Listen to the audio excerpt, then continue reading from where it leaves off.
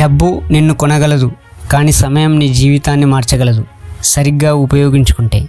ఒకరోజు నువ్వు కోట్ల రూపాయలు సంపాదించి కూర్చున్నా కూడా గడిచిన నీ ఒక్క రోజును కొన్ని కోట్లు పెట్టినా కొనలేవు.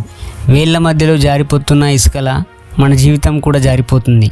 సమయాన్ని పట్టుకోకపోతే టైం అనేది గడియారం కదలిక కాదు, అది మన లక్ష్యం గమ్యం దాకా పరిగెడుతున్న ట్రైన్ లాంటిది. ఎగురుతున్న పక్షికి పట్టుకోవచ్చేమో కానీ ఒక్క నిమిషం తిరిగి రాదు. సమయం నీ స్నేహితుడైతే విజయం నీ బానిస అవుతుంది, కానీ నీ శత్రువైతే నువ్వు బతికి ఉంటావు కానీ బ్రతికినట్లు ఉండదు.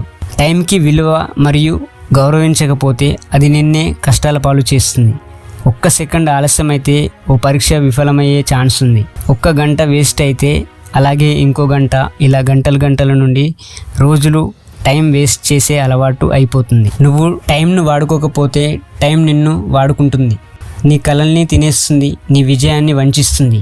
ఒక్కో క్షణం అంటే నిన్ను ఎదగమని భగవంతుడు ఇచ్చిన ఒక అద్భుతమైన అవకాశం.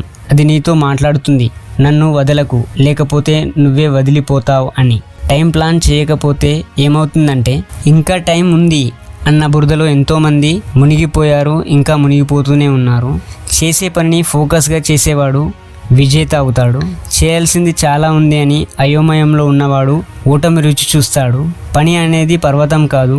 రోజు నువ్వు ఓ చిన్న మెట్టు ఎక్కించుకుంటే ఒకరోజు దట్టమైన విజయానికి నింపిన పర్వతంలో ఉంటావు. చదువుకుంటూ కలలు కంటే కాదు, ఎన్నో ప్రయత్నాల వల్ల అది నీ ఇంటి తలుపు తట్టి నీ ప్రస్తుత జీవితాన్ని ఒక గొప్ప భవిష్యత్తుగా మార్చుకుందాం అని అడిగే తలుపు చప్పుడు మాత్రమే, కానీ చాయిస్ నీదే. కొన్ని డిస్ట్రాక్షన్స్ నీ గమ్యానికి అడ్డుగా నిలబడుతున్నాయి. అవే ఇన్స్టా ఓపెన్ చేస్తావు 4 నిమిషాలు, అది 40 నిమిషాలు అయిపోతుంది. అయినా నువ్వు ఒక్క రీల్లో కూడా నీ లక్ష్యం కనిపెట్టలేవు. నోట్ చేసుకో, డిస్ట్రాక్షన్స్ ఎప్పుడు అందంగా ఉంటాయి, కానీ అవి నీ జీవితం నుండి సమయాన్ని మూట కట్టుకుని దోచుకుపోతాయి.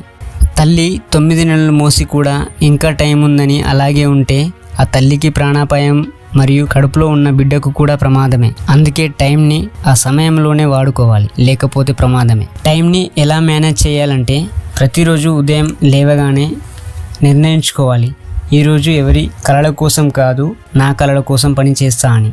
ఈ పని చేస్తా అని మనసులో కాదు, చేతితో రాయి. అదే టు డూ లిస్ట్. చాలా ఫోన్స్లో ఉంటుంది, కానీ ఆ టు డూ లిస్ట్ అంటే ఎవరికీ తెలియదు. పని ఎంతగానో చేయడం కాదు, పనిలో ప్రాధాన్యత ఎంత అనే దాన్ని నేర్చుకో. ఒక్కరోజు నువ్వు టైంను గెలిచావంటే నువ్వు జీవితాన్ని గెలవగలవు. టైమ్ ఈజ్ లైఫ్ అని ఎందుకన్నానంటే డబ్బులు పోతే సంపాదించుకోవచ్చు, కానీ టైం పోతే మళ్ళీ తిరిగి రాదు. అది నిన్ను ఎదగమని, ఒదగమని, నిలబడమని పరీక్షించేది, కష్టపడమని అడిగేది. ఎంత పతనమైతే ఎలా నిలబడాలో సూచించేది సమయం మాత్రమే.